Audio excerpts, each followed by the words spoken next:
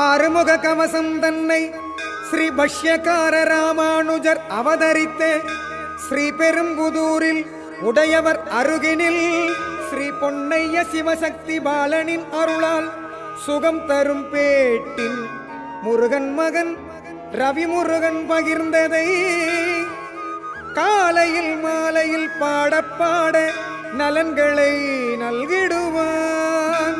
காலையில் மாலையில் பாட பாட நலங்களை நல்கிடுவான். வடபழனி முருகன் வாக்கினில் நின்று அருளை பொழிந்திடுவான்.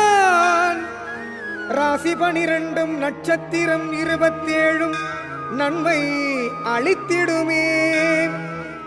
ஆறுமுகன் நோக்க அவனின் அருளால் மங்களம் பெருகிடுமே.